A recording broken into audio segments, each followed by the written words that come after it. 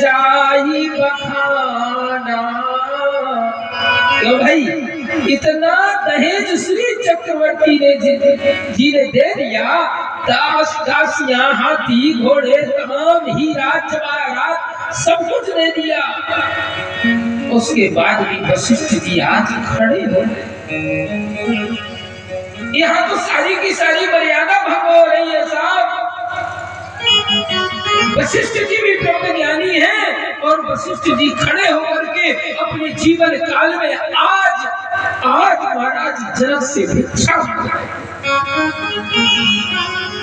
वशिष्ठ जी ने कमंडल लिया, खड़े हो गए, आंखों से आंसू झलक पड़े।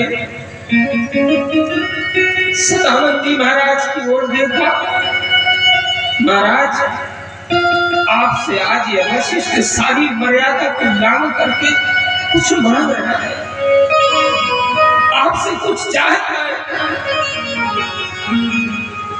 महाराज जनक जी रो पड़े, सरकार मेरी क्या औकात में आपको कुछ दे पाऊं?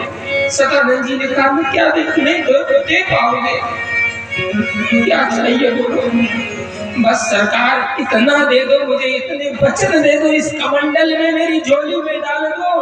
अगर कभी किसी कारण बस आपकी बेटी को अगर मेलों का सुख न दे पाऊं तो मेरे अपराध को क्षमा कर देना। ब्रह्मज्ञानी वशिष्ठ जी बोले। महाराज एक और ब्रह्मज्ञानी सदानंद जी महाराज खड़े हो गए।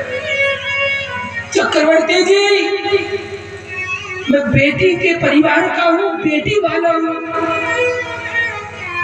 लेकिन मेरा अधिकार नहीं बनता, लेकिन फिर भी आपसे मांग रहा हूँ। क्या सरकार क्या चाहती? बस किसी कारण अगर मेरी बेटी सास ससुर की सेवा ना कर पाए तो आप अपनी बेटी जाकर के क्षमा कर,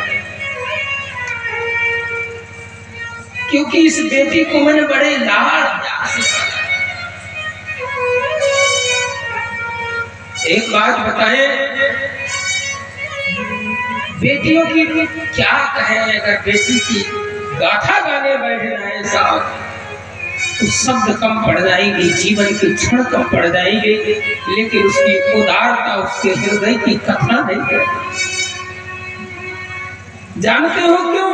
वशिष्ठ जी जानते हैं कि 4 दिन बाद जानकी जी अयोध्या के महलों के सुख में नहीं रहेगी, वनों में जाना पड़ेगा। सदानंद जी भी जानते हैं कि राम अगर बन जाएंगे तो जानकी जी प्राण दे देंगे, लेकिन राम से मिलन नहीं।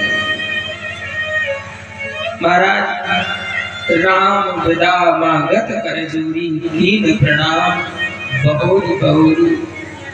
अयोध्या आए महाराज, 4 सुंदर सिंहासन सजाए गए, कुंवर आसन बैठारे, सादर पाए पुनीत पखारे, और 8 चौपाइयों में अयोध्या कांड की वंदना।